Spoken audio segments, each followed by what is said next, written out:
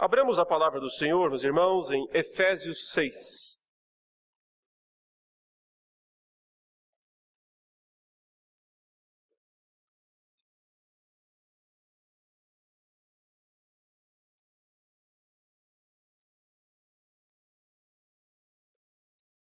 Efésios capítulo 6, versículos 13, 14 e 15. Vamos meditar hoje no verso 15. Efésios 6, versos 13, 14 e 15. A palavra diz: portanto, tomai toda a armadura de Deus, para que possais resistir no dia mau, e depois de terdes vencido tudo, permanecer inabaláveis. Estai, pois, firmes, cingindo-vos com a verdade e vestindo-vos da couraça da justiça. Calçai os pés com a preparação do evangelho da paz. Até aí, por enquanto, a leitura da palavra de Deus. Estamos meditando sobre a armadura do crente. Isso faz parte já de um longo estudo que nós temos feito a respeito da nossa luta espiritual, a nossa batalha espiritual. Nós passamos algum tempo estudando os inimigos, desde Gênesis, até Apocalipse, tentando entender a realidade do adversário, quem são, o que eles podem fazer. Depois nós estudamos também seus métodos, suas táticas de guerra contra nós, o povo dele. E agora estamos vendo o que são as nossas armas, o que nós temos que usar se nós quisermos vencer esta luta, na qual todo crente, todo cristão, está envolvido desde o primeiro dia em que coloca o pé na igreja de Cristo. Não necessariamente na igreja de paredes, mas naquela que é a igreja real, a igreja invisível, assim chamamos, a igreja que é o corpo de Cristo. Se você faz parte desta igreja, não importa aí a denominação que se segue, se você faz parte desta igreja, a igreja de Jesus, o corpo de Cristo, você está nesta batalha, está nessa luta, está nessa guerra. A questão é como é que você vai se portar, vai se comportar diante do adversário, diante da luta que nós temos que enfrentar. E por isso, várias vezes nessa passagem, o apóstolo Paulo, inspirado por Deus, pelo Espírito Santo, fala: fiquem firmes, estejam preparados, estejam inabaláveis. Um soldado tem que ficar em pé. E, aliás, nessas três primeiras peças da armadura, firmeza é, de fato, a palavra que transparece. Ele disse: aperte o cinto da verdade. Essa é a primeira peça. Ele disse: vista, entre dentro da couraça da justiça. Verdade e justiça, os aspectos fundamentais da luta, da batalha, que portanto não é uma batalha, uma luta meramente mística, extrasensorial, não, é algo muito real, muito concreto, tem a ver com virtudes, tem a ver com a nossa reação diante dos ataques do mundo, tem a ver com a integridade da nossa mente, tem a ver com a fortaleza do nosso coração, tem a ver com a santidade da vida de uma forma geral. E agora passamos à terceira das peças da armadura. Paulo olha para os pés do soldado romano e diz o que? Ele diz: precisamos calçar os pés com a preparação do evangelho da paz. Portanto, ele fala de calçados, fala de provavelmente sandálias, que eram os calçados que os exércitos, que os soldados dos exércitos romanos utilizavam, para que com esses calçados eles tivessem condições de percorrer longas distâncias e também se manter em pé nos combates, nos conflitos, nas lutas corporais. Não poucas vezes os soldados romanos, como vocês já devem ter ouvido em outras exposições por aí, e isso é verdade, tinham pregos na parte de baixo, na sola do calçado. Com o objetivo do quê? De dar firmeza.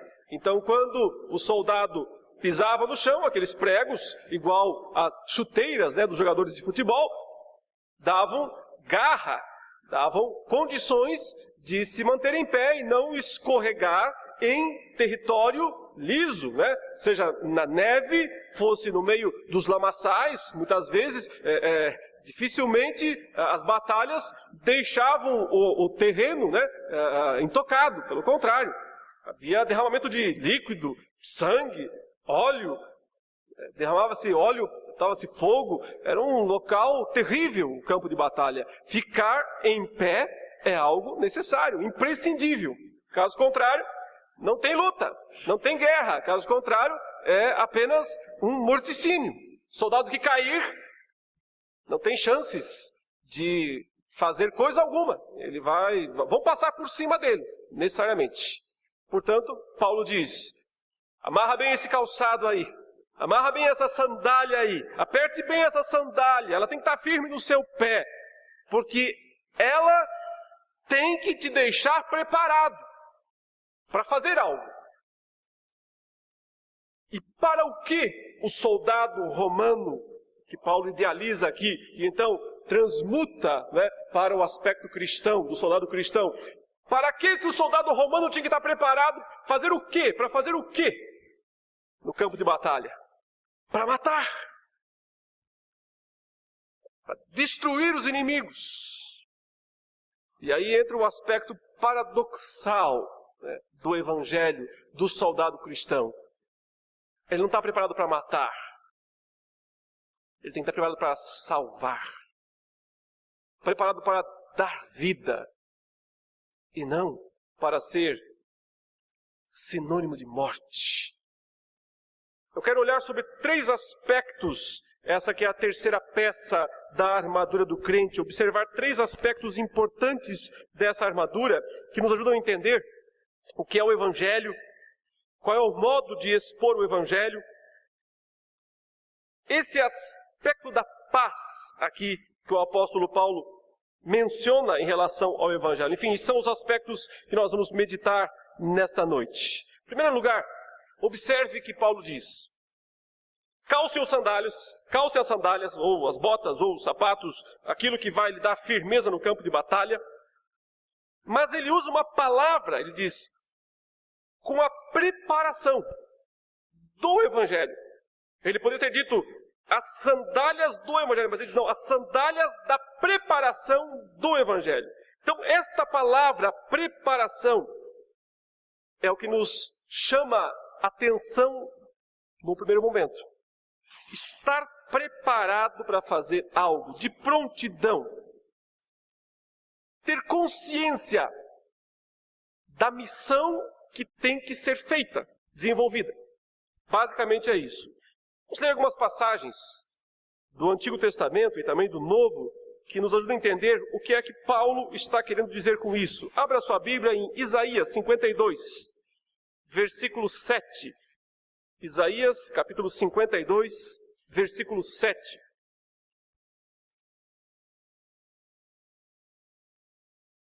Ele diz, que formosos são sobre os montes os pés do que anuncia as boas novas, que faz ouvir a paz, que anuncia coisas boas, que faz ouvir a salvação, que diz a Sião, o teu Deus reina. Essa passagem de Isaías está mencionando aquele contexto da volta do exílio. Israel, Jerusalém, foi levado para o exílio babilônico, onde ficou 70 anos. Mas o próprio profeta, antes disso acontecer, já está anunciando o retorno. Ou seja, Deus vai disciplinar o povo, mas Deus vai também trazer o povo de volta para a sua terra. E é nesse contexto que ele diz, corram, vão pelos montes, vão anunciar ao meu povo que o exílio vai acabar. O retorno de Israel à terra da promessa vai se concretizar, que as promessas de Deus não vão falhar. É nesse sentido que no Antigo Testamento se fala em anunciar boas novas. Essa é a grande boa nova do Antigo Testamento. Qual é a boa nova do Antigo Testamento? Que Deus tem um pacto com o seu povo e que Deus não falha nas promessas, naquilo que Ele prometeu. O que foi que Ele prometeu? Uma terra. Basicamente, a promessa de Deus para o povo de Israel é a terra.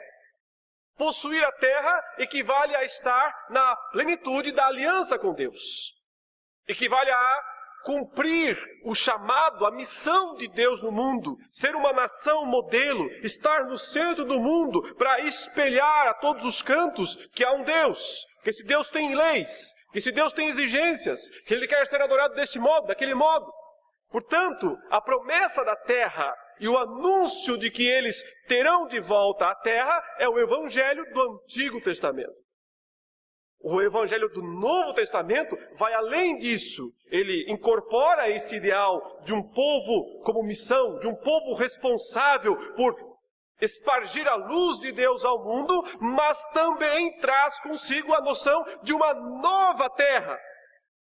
Por isso que se fala de um novo céu e uma nova terra. Ou seja, a promessa é ampliada, a promessa se torna global, ou melhor, universal, abrangendo céus e terra.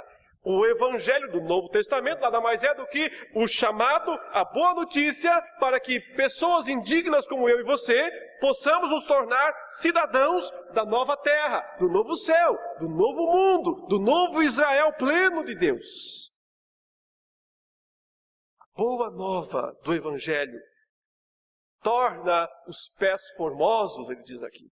Quão formosos são os pés.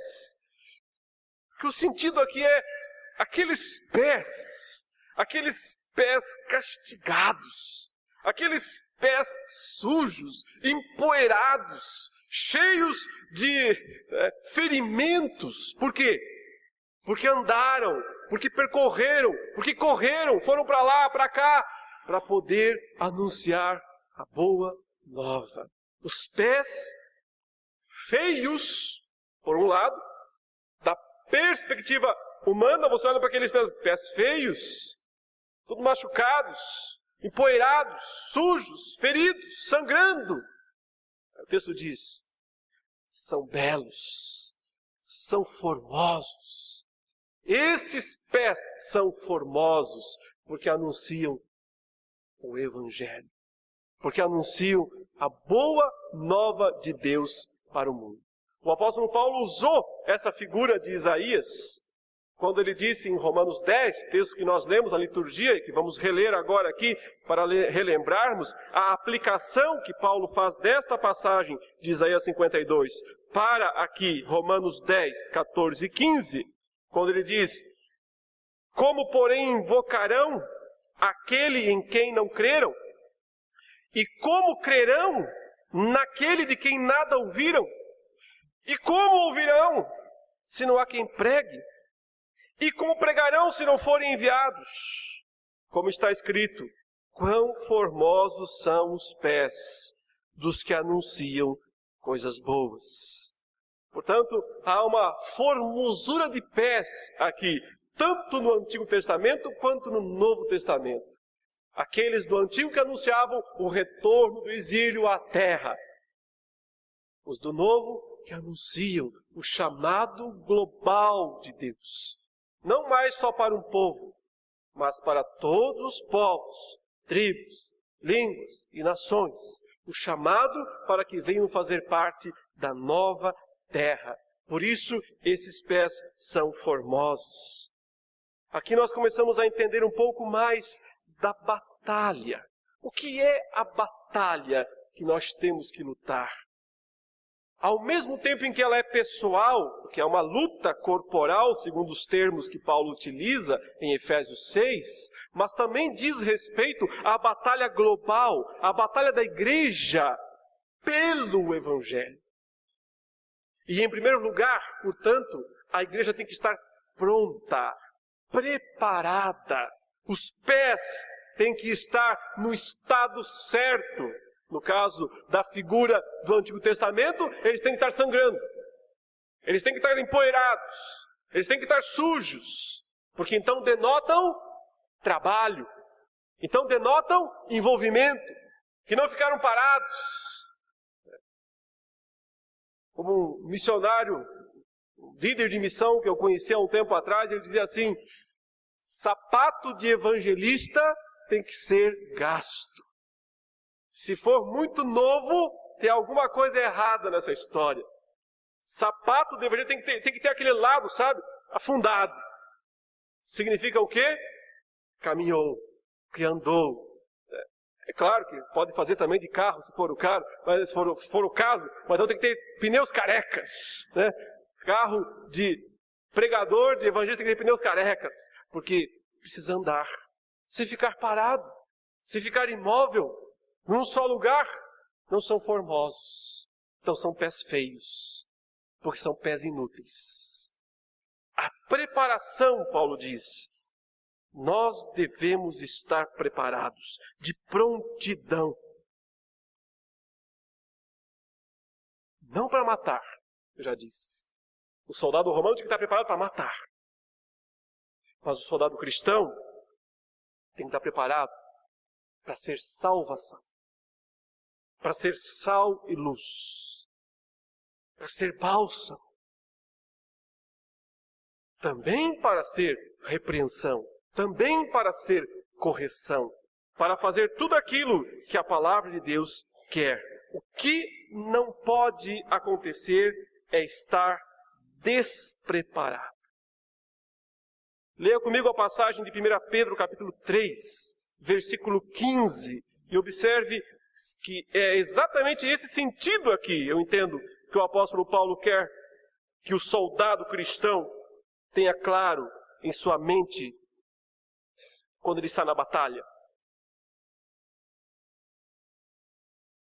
1 Pedro 3,15 diz: antes, santificai a Cristo como Senhor em vosso coração, estando sempre preparados para responder a todo aquele que vos pedir razão da esperança que há em vós.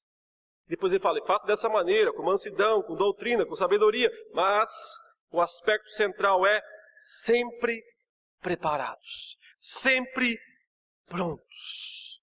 Se Cristo é Senhor em nosso coração, isso que ele fala, santificai a Cristo como Senhor em vosso coração. Então a consequência é estar pronto, estar preparado, sempre preparado para responder a todo aquele que vos pedir a razão da esperança que há em vós. Ou seja, tem a ver com aproveitar as oportunidades, tem a ver com ler as oportunidades que o mundo, que o tempo, que os homens, que Deus na sua providência oferece para nós, usando todos esses elementos. Um crente que não está constantemente preparado para anunciar o Evangelho aos que se aproximam dele, é como um soldado descalço no campo de batalha. É como um soldado com seus pés desnudos no campo de batalha. A preparação quer dizer estar com os pés calçados. Ele tem que estar preparado. O crente que não está preparado para anunciar o Evangelho aos que estão próximos, aos que se aproximam, está envergonhando aquele que o convocou, o seu general, o seu líder. Porque ele está diretamente contribuindo para que vidas se percam. Porque o silêncio condena vidas. O silêncio faz com que aqueles que deviam ter uma oportunidade de ouvir o Evangelho não ouçam. E, consequentemente, o crente que não está preparado para dar a razão da sua esperança, para falar por que crê, em quem crê, está contribuindo diretamente para a vitória do mal no mundo, na sociedade, para o crescimento das trevas. E, portanto, está sendo, em última instância, um soldado do inimigo. E não um soldado de Cristo. A vitória do Evangelho é alcançada através da vida de soldados que põem os calçados, que vestem, botam as botas e ficam firmes diante dos ataques do inimigo no mundo. O segundo aspecto tem a ver com a própria luta pelo Evangelho. E é aqui, meus irmãos, que o Evangelho parece ser ele mesmo a própria batalha, o próprio campo de batalha no qual nós estamos envolvidos. Nós já lemos também, vale a pena mencionar mais uma vez, Filipenses 1, 27 a 30, quando Paulo diz, Vivei, acima de tudo, por modo digno do Evangelho de Cristo, para que, ou indo ver-vos, ou estando ausente, ouça no tocante a vós outros, que estáis, e aí vem essas palavras interessantes, firmes em um só Espírito, como uma só alma, lutando juntos pela fé evangélica. Um soldado em pé, firme, no campo de batalha, os calçados cheios de garras, faz diferença. Mas muitos fazem muito mais. Uma igreja inteira, os calçados prontos, de prontidão. Como é que a igreja cresce, meus irmãos? Pela pregação do Evangelho. Se uma pessoa só faz isso, ela cresce? Cresce. Mas se todas fazem, então a gente vê crescimento de verdade. Por isso Paulo diz, lutando juntos, ombro a ombro, muitos soldados firmes, enfrentando o inimigo, com coragem, com determinação. É assim que a vitória do Evangelho avança no mundo. Paulo diz, e que em nada estáis intimidados pelos adversários. Ou seja, não tenha medo do inimigo, seja ele humano, e os homens nunca são os inimigos finais, no máximo instrumentos, porque a nossa luta não é contra carne e sangue, mas contra os principados e as potestades. Por isso ele diz, medo nenhum dos adversários, porque o que é para eles prova evidente de perdição, é para vós outros de salvação. E do que Paulo está falando aqui? Está falando de martírio. Ele está falando de morte pelo Evangelho. Ele diz, eles pensam que morrer é perdição. Nós sabemos que morrer é salvação. Portanto, um soldado que cai em campo de batalha, que é abatido, mas abatido em pé, não o covarde que foge, que debanda, que deserta, mas um soldado abatido, em pé, recebeu a prova total, cabal de sua salvação. Por isso ele não tem o que temer, ele não precisa temer a morte. Como Cristo disse, temei não aquele que pode meramente matar o corpo, mas não pode matar a alma. Temei aquele que pode lançar tanto o corpo quanto a alma na guiena, no inferno, no lago de fogo. Esse, que é Deus, é quem se deve temer, não os homens. Portanto, Jesus diz, quem é que você tem que confessar? Você tem que ter medo de confessar a Deus diante dos homens? Esse medo é uma ilusão, é uma tolice. Você deveria ter medo é de não confessá-lo diante dos homens.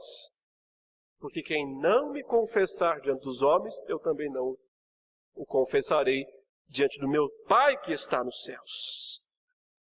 Leia ainda comigo Judas, versículo 3. Judas, versículo 3, capítulo 1, único. Versículo 3 diz, amados, quando empregava toda a diligência em escrever-vos acerca da nossa comum salvação, foi que me senti obrigado a corresponder-me convosco, exortando-vos a batalhardes diligentemente pela fé que uma vez por todas foi entregue aos santos. Olha aqui, que chamada para a batalha, que convocação para a guerra que nós temos aqui. Ele diz, eu quero exortar-vos a batalhardes. Aqui é batalha mesmo, aqui é luta generalizada, diligentemente, quer dizer, com todo o esforço e concentração. Batalhardes com todo o esforço e concentração. Pelo quê? Para que nós tenhamos mais conforto, para que nós tenhamos uma vida melhor aqui neste mundo. Sim, muitos de nós lutam e batalham por isso apenas. Mas O Senhor nos chama a batalharmos pela fé. Ele diz, pela fé que uma vez por todas foi entregue aos santos. O legado de Deus. Fé aqui é sinônimo de evangelho. Pelo evangelho que foi entregue aos santos. Ou seja, Cristo nos deu, nos comissionou algo. O evangelho. Agora, nós temos que lutar por ele. Lutar por ele não é apenas anunciá-lo. Anunciá-lo é o primeiro ponto, eu já destaquei. Preparado para anunciar o tempo todo. Mas lutar por ele é mais do que anunciá-lo. É lutar pela integridade dele. E talvez esse seja o ponto mais falho da época atual. Tem muita gente pregando o evangelho, mas que evangelho?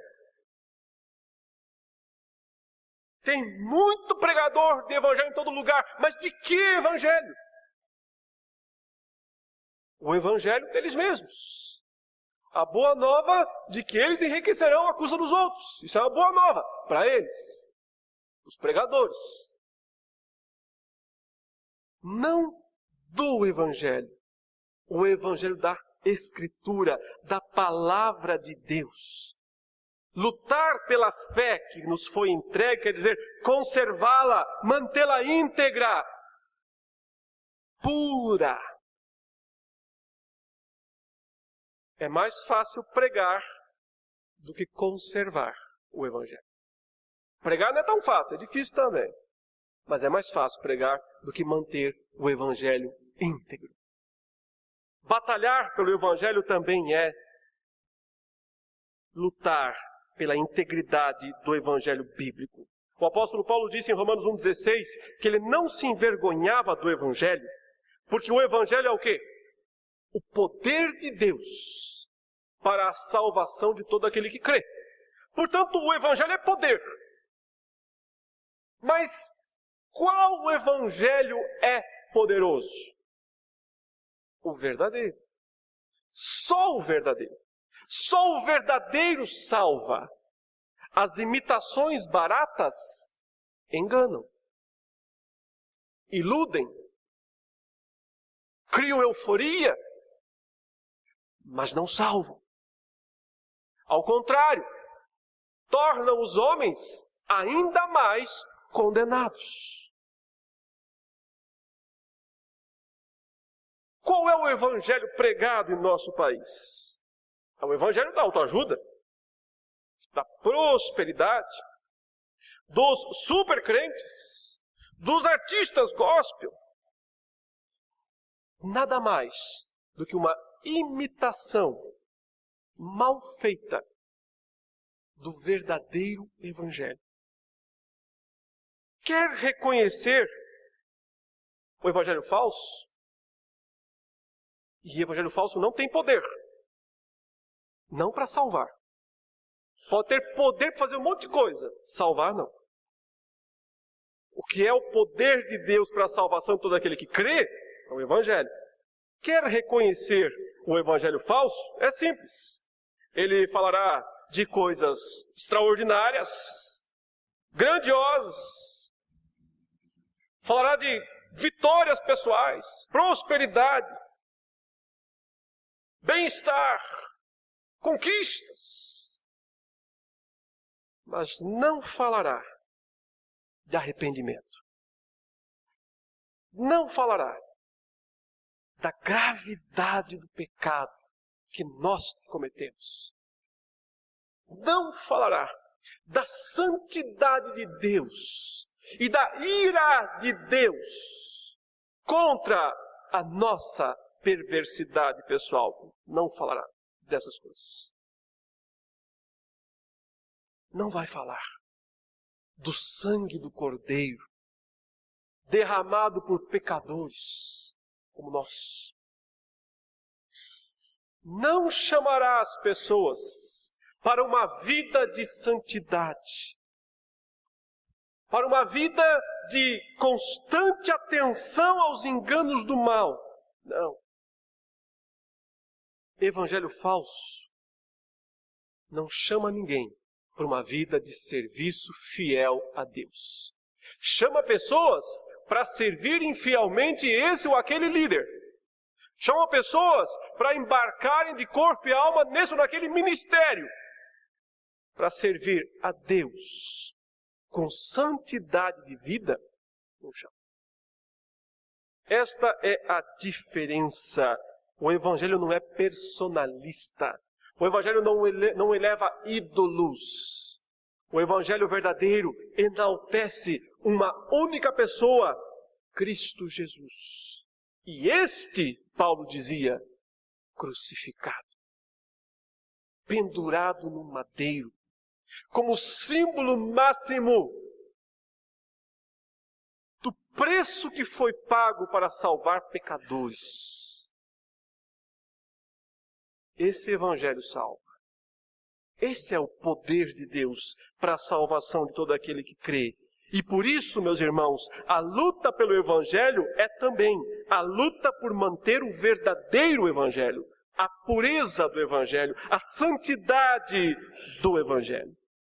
E em terceiro lugar, eu quero destacar essa palavra paradoxal aqui que eu já mencionei e agora reforço, porque Paulo diz: calçai os pés com a preparação do Evangelho da paz. Isso não soa um pouco estranho? Paulo está falando de uma guerra, de uma luta sangrenta, pessoal, mencionou inimigos sanguinários. Diz que nós temos que vestir toda a armadura de Deus para resistir aos terríveis ataques. E agora ele fala em paz. Como o Evangelho da paz, se nós estamos no meio de uma guerra? Esse é o aspecto paradoxal, que é belíssimo, que é extraordinário. Porque, no fundo, ele está mostrando que o Evangelho e a nossa luta pelo Evangelho é uma luta contra o próprio estado de guerra. Porque é uma luta pela paz. Porque o Evangelho de Deus pode trazer a verdadeira paz. Em 3 níveis, eu diria. 3 aspectos em que o Evangelho traz a paz para o ser humano, para nós. E claro, o primeiro e maior deles, paz com Deus. Justificados, pois, pela fé, Romanos 5:1, temos paz com Deus por meio de Jesus Cristo. Então, aquele que era nosso inimigo, Deus. Aquele que nos olhava e sabia que devia nos condenar, nosso Pai, Deus. Agora, por causa da cruz, por causa do Evangelho, olha para nós com misericórdia, com graça. Toda a justiça foi paga. Por isso, paz com Deus é a primeira grande reação, a grande resposta, a grande consequência do Evangelho, de crer, de pregar o Evangelho. Mas o Evangelho também traz paz com o nosso próximo, com o nosso semelhante. Sim, porque se antes éramos rivais, se antes éramos competidores, agora somos irmãos, concidadãos dos santos, Paulo fala, Pedro diz, e da família de Deus, chamados para a família de Deus. Então por que continuar brigando uns com os outros? Então por que continuar infamando uns aos outros? Por que continuar levantando falsas acusações uns contra os outros, se agora somos da família de Deus, irmãos, pela fé? A paz, o vínculo da paz, se estabeleceu no corpo de Cristo. E, portanto, paz pode reinar entre nós. Paz com Deus, paz com os nossos irmãos. E há um terceiro aspecto dessa paz ainda que pode ser destacada, que é a paz íntima. É a paz conosco mesmos. Se antes nós vivíamos um mundo de cobranças íntimas, porque sabíamos que nunca alcançávamos ou alcançaríamos o padrão da justiça, o padrão da santidade, agora nós descansamos nas promessas do Evangelho que nos dizem que nós já somos aceitos pela graça. Então, o bálsamo de Deus recai sobre as brasas deixadas pelo pecado e nos torna calmos, serenos, tranquilos na presença de Deus. Ou não. Ou ainda somos pura guerra. Ou ainda somos pura ira. Percebem? Estamos numa guerra, mas em nós precisa haver paz. E só assim nós venceremos a guerra. Esta guerra, este combate que nos é proposto através do Evangelho. E ainda há um último e maior aspecto dessa questão da paz. Porque na luta contra os nossos inimigos espirituais, que são quem? Os principados, potestades, dominadores do mundo tenebroso, forças espirituais do mal nas regiões celestes, eles que são os inimigos, mas um dia eles também serão pacificados. Estranho? Esquisito? Não.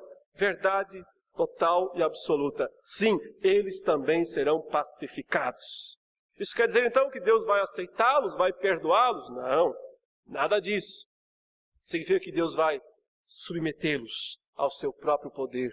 Essa é a pacificação pela força. Esse não é o convite gracioso do Evangelho. Este é o juízo do Evangelho. Esta é a reação, a má reação, do Evangelho. Conforme Filipenses 2, todo joelho se dobrará. E toda língua confessará que Cristo é o Senhor para a glória de Deus Pai. Se é todo joelho, se é toda língua, não escapa a ninguém. Ímpios, demônios, Satanás, todos eles pacificados, esmagados, debaixo do pé do Messias. E é por isso que o Evangelho também é um calçado. Porque à medida em que nós pregamos o Evangelho, nós também esmagamos Satanás debaixo dos nossos pés. E assim levamos adiante o aspecto messiânico da missão que Ele nos deu. Ele está fazendo isso agora. Cristo, nesse exato momento, esmagando, colocando debaixo dos seus pés todos os inimigos. Convém que Ele reine até que haja posto debaixo dos pés todos os inimigos. Falta um ainda, quem é? A morte. O último inimigo é a morte. Pelo avanço do Evangelho, pelos calçados que nós pisamos, pelas passadas largas e firmes do Evangelho, nós ajudamos o Senhor na sua tarefa messiânica de esmagar os seus inimigos. Isso resulta em salvação. Salvação dos eleitos de Deus em todas as tribos, raças, línguas e nações. Até aquele dia em que nós veremos todos os inimigos pacificados, amansados, debaixo do poderoso pé do nosso Senhor Jesus, o nosso Salvador. Concluo, meus irmãos, fazendo algumas perguntas para nós. A pergunta primeira é: que tipo de soldados nós somos?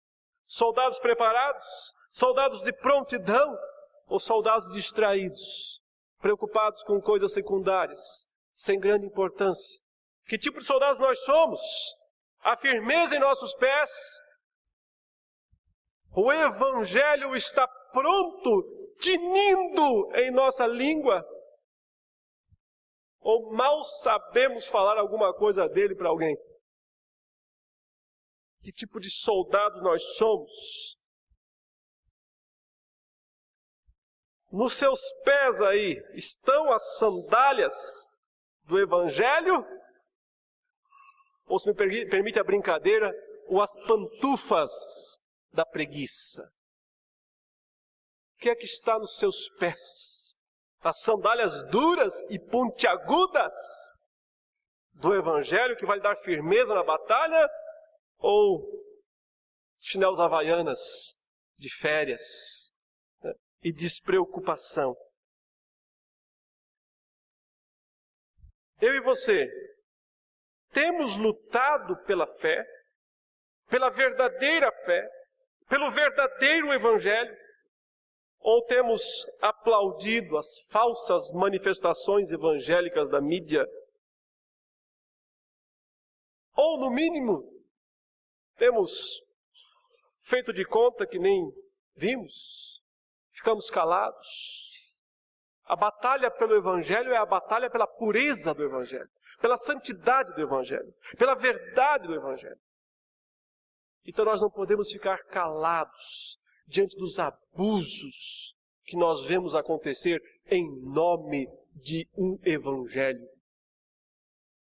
tão anátema quanto esse que nós temos visto por aí. E finalmente, meus irmãos, mesmo estando em uma guerra, nós entendemos que o objetivo é a paz e que nós mesmos, antes de tudo, temos que estar em paz com Deus, em paz com os nossos irmãos, em paz com nós mesmos. E que só assim nós conseguiremos expandir essa paz do Evangelho aos pecadores que existem aos montes por aí. Calcemos, Paulo diz, as sandálias do Evangelho. São a terceira peça fundamental nesta guerra, de importância crucial para que a vitória do Evangelho se manifeste na nossa vida pessoal, como igreja e no mundo. Que Deus nos abençoe, meus irmãos, e nos fortaleça por Cristo Jesus. Amém.